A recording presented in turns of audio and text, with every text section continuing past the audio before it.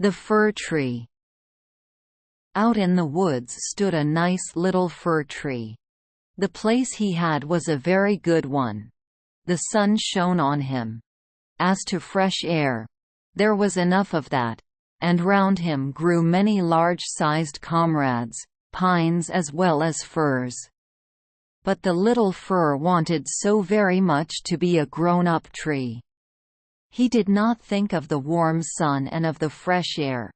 He did not care for the little cottage children that ran about and prattled when they were in the woods looking for wild strawberries. The children often came with a whole pitcher full of berries, or a long row of them threaded on a straw, and sat down near the young tree and said, "Oh, how pretty he is! What a nice little fir!" But this was what the tree could not bear to hear. At the end of a year he had shot up a good deal, and after another year he was another long bit taller. For with fir trees one can always tell by the shoots how many years old they are. "Oh, were I but such a high tree as the others are," sighed he. "Then I should be able to spread out my branches, and with the tops to look into the wide world. Then would the birds build nests among my branches, and when there was a breeze, I could bend with as much stateliness as the others." Neither the sunbeams, nor the birds, nor the red clouds which morning and evening sailed above him, gave the little tree any pleasure. In winter, when the snow lay glittering on the ground, a hare would often come leaping along, and jump right over the little tree. Oh, that made him so angry! But 2 winters were past, and in the third the tree was so large that the hare was obliged to go round it. To grow and grow, to get older and be tall, thought the tree. That, after all, is the most delightful thing in the world. In autumn the woodcutters always came and felled some of the largest trees. This happened every year, and the young fir tree, that had now grown to a very comely size, trembled at the sight, for the magnificent great trees fell to the earth with noise and cracking, the branches were lopped off, and the trees looked long and bare. They were hardly to be recognized. And then they were laid in carts, and the horses dragged them out of the wood.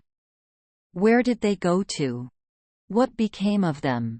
In spring, when the swallows and the storks came, the tree asked them, "Don't you know where they have been taken? Have you not met them anywhere?" The swallows did not know anything about it. But the stork looked musing, nodded his head, and said, "Yes, I think I know. I met many ships as I was flying hither from Egypt.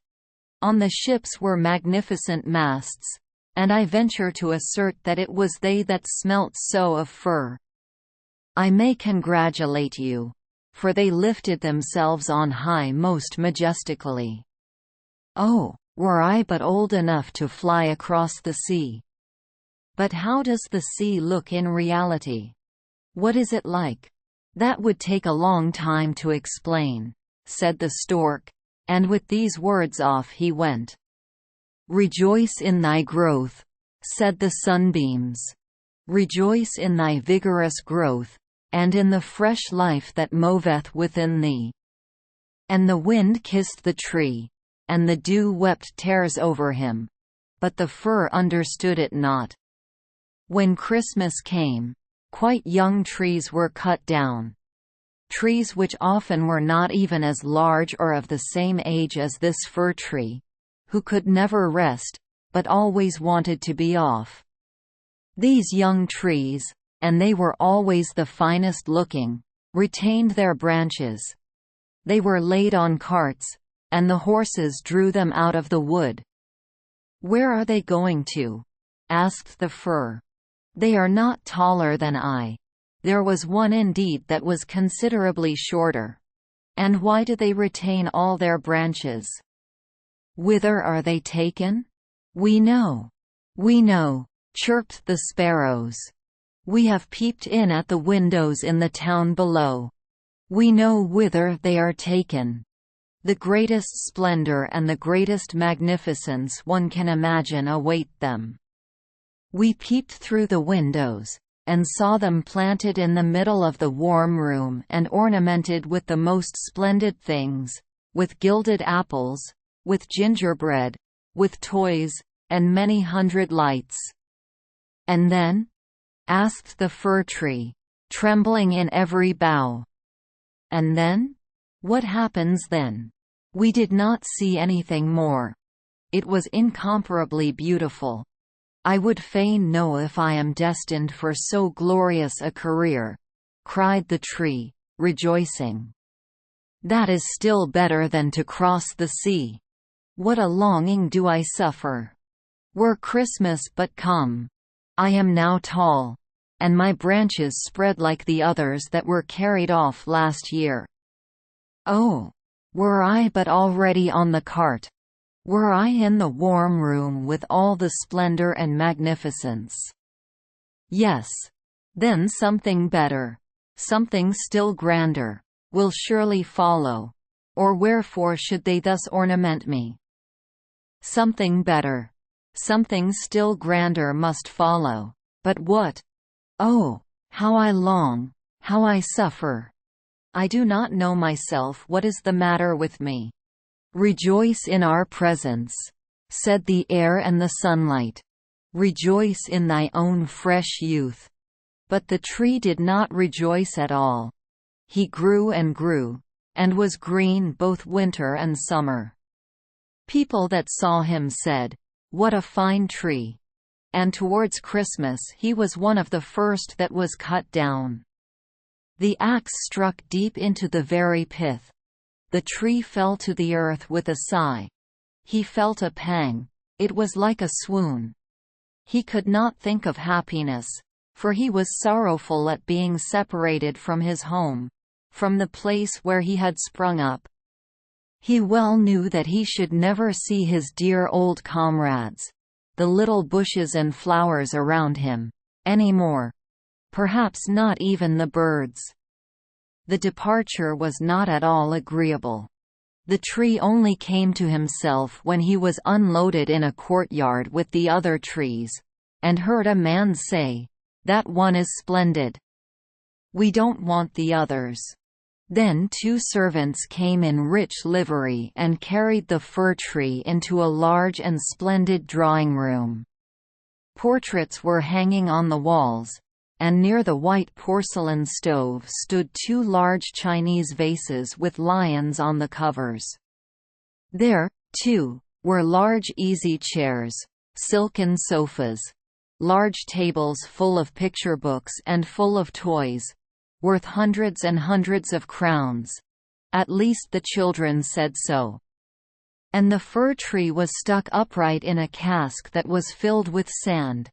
But no one could see that it was a cask, for green cloth was hung all round it, and it stood on a large gaily colored carpet. Oh! How the tree quivered! What was to happen? The servants, as well as the young ladies, decorated it. On one branch there hung little nets cut out of colored paper, and each net was filled with sugar plums. And among the other boughs gilded apples and walnuts were suspended, looking as though they had grown there, and little blue and white tapers were placed among the leaves.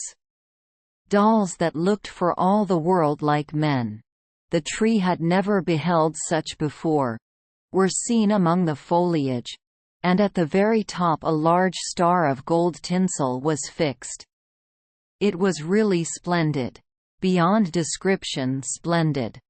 "This evening," they all said. "How it will shine this evening!" Oh, thought the tree. If the evening were but come! If the tapers were but lighted! And then I wonder what will happen. Perhaps the other trees from the forest will come to look at me. Perhaps the sparrows will beat against the window panes. I wonder if I shall take root here, and winter and summer stand covered with ornaments. He knew very much about the matter, but he was so impatient that for sheer longing he got a pain in his back, and this with trees is the same thing as a headache with us. The candles were now lighted. What brightness! What splendor! The tree trembled so in every bough that one of the tapers set fire to the foliage. It blazed up famously. "Help! Help!" cried the young ladies, and they quickly put out the fire. Now the tree did not even dare tremble. What a state he was in! He was so uneasy lest he should lose something of his splendor, that he was quite bewildered amidst the glare and brightness, when suddenly both folding doors opened and a troop of children rushed in as if they would upset the tree. The older persons followed quietly. The little ones stood quite still. But it was only for a moment. Then they shouted that the whole place re-echoed with their rejoicing. They danced round the tree, and one present after the other was pulled off. "What are they about?" thought the tree. "What is to happen now?" And the lights burned down to the very branches, and as they burned down they were put out one after the other, and then the children had permission to plunder the tree. So they fell upon it with such violence that all its branches cracked.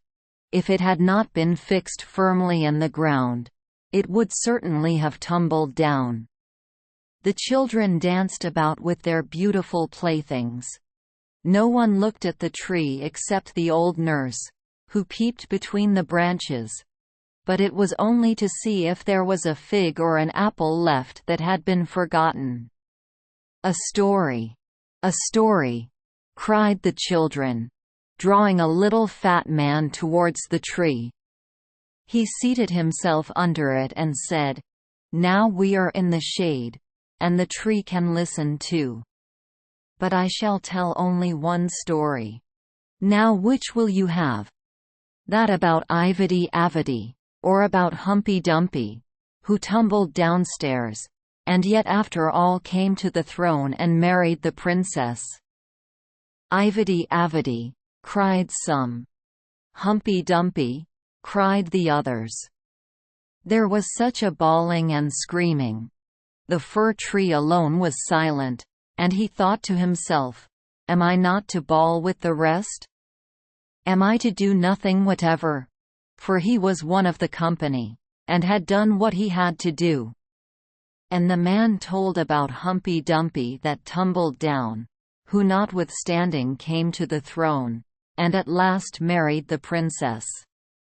And the children clapped their hands, and cried, "Oh, go on! Do go on!" They wanted to hear about Ivedy Avedy too, but the little man only told them about Humpy Dumpy. The fir tree stood quite still and absorbed in thought. The birds in the wood had never related the like of this. Humpy Dumpy fell downstairs, and yet he married the princess. Yes, yes, that's the way of the world, thought the fir tree, and believed it all, because the man who told the story was so good-looking. Well, well, who knows, perhaps I may fall downstairs, too, and get a princess as wife. And he looked forward with joy to the morrow, when he hoped to be decked out again with lights, playthings, fruits, and tinsel. "I won't tremble tomorrow," thought the fir tree. "I will enjoy to the full all my splendor. Tomorrow I shall hear again the story of Humpy Dumpy, and perhaps that of Ivedy Avedy too." And the whole night the tree stood still and in deep thought. In the morning the servant and the housemaid came in. "Now then the splendor will begin again," thought the fir. But they dragged him out of the room, and up the stairs into the loft. And here, in a dark corner, where no daylight could enter, they left him. "What's the meaning of this?" thought the tree. What am I to do here? What shall I hear now, I wonder?" And he leaned against the wall, lost in reverie. Time enough had he too for his reflections. For days and nights passed on, and nobody came up. And when at last somebody did come, it was only to put some great trunks in a corner, out of the way. There stood the tree quite hidden. It seemed as if he had been entirely forgotten. "'Tis now winter out of doors," thought the tree. "The earth is hard and covered with snow. Men cannot plant me now, and therefore I have been put up here under shelter till the spring-time comes.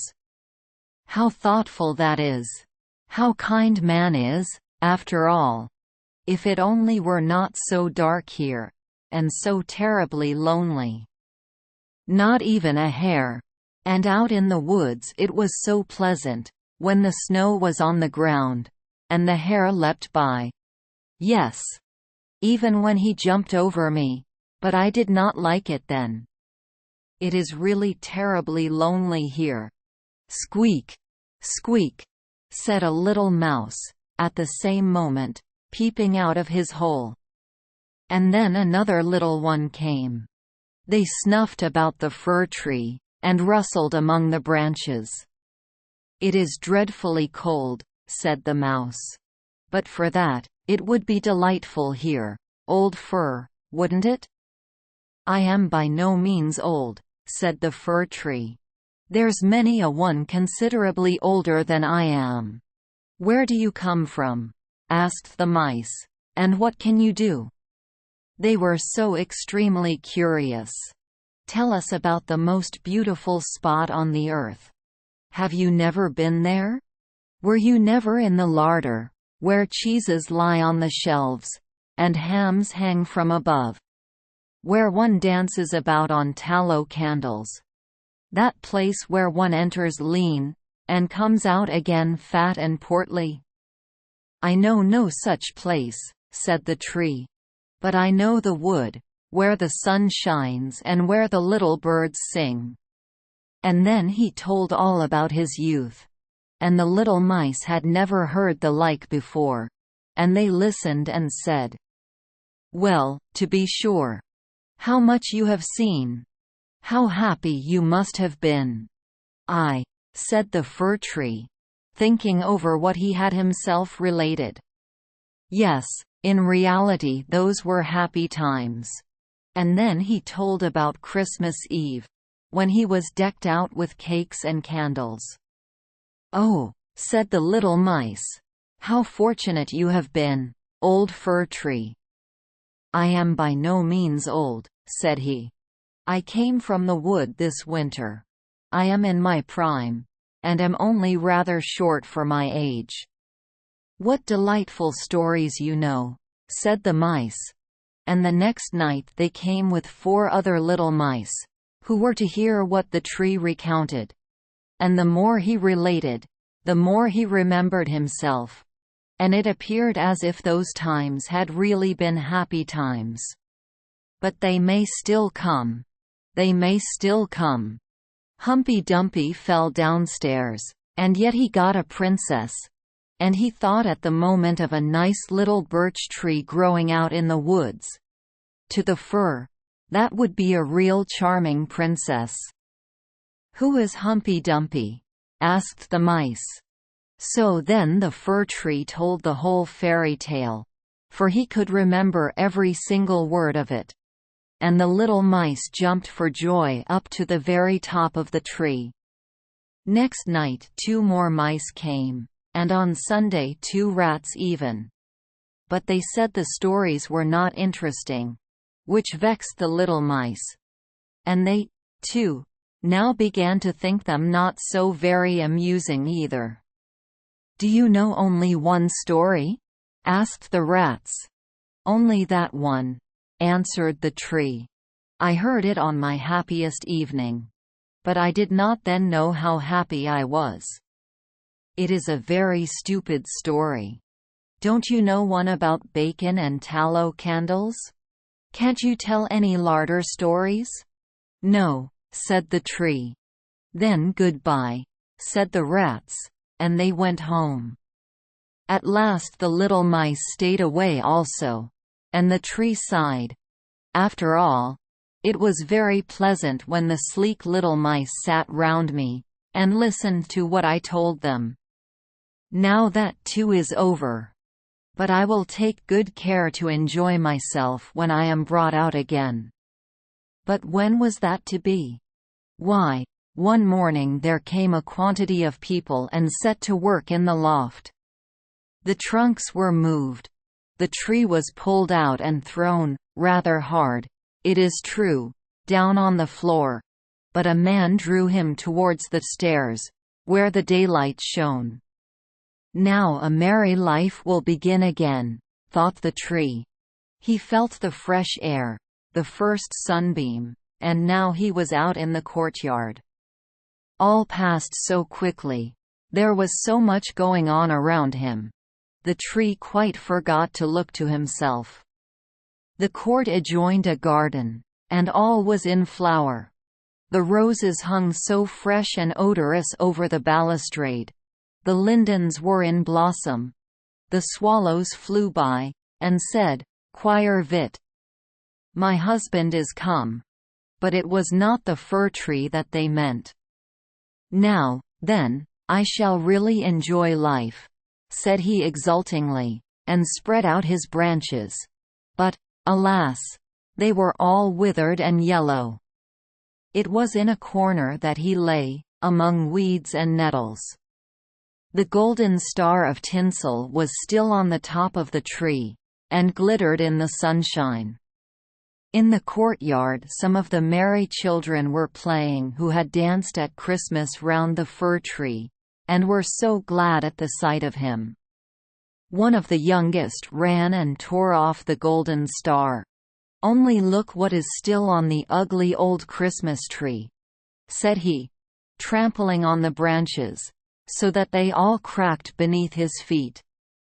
And the tree beheld all the beauty of the flowers, and the freshness in the garden.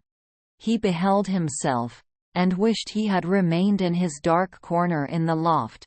He thought of his first youth in the wood, of the merry Christmas Eve, and of the little mice who had listened with so much pleasure to the story of Humpy Dumpy. "'Tis over, 'tis past," said the poor tree. "Had I but rejoiced when I had reason to do so! But now 'tis past, 'tis past." And the gardener's boy chopped the tree into small pieces. There was a whole heap lying there. The wood flamed up splendidly under the large brewing copper, and it sighed so deeply. Each sigh was like a shot. The boys played about in the court, and the youngest wore the gold star on his breast which the tree had had on the happiest evening of his life. However, that was over now, the tree gone, the story at an end. All was over. Every tale must end at last.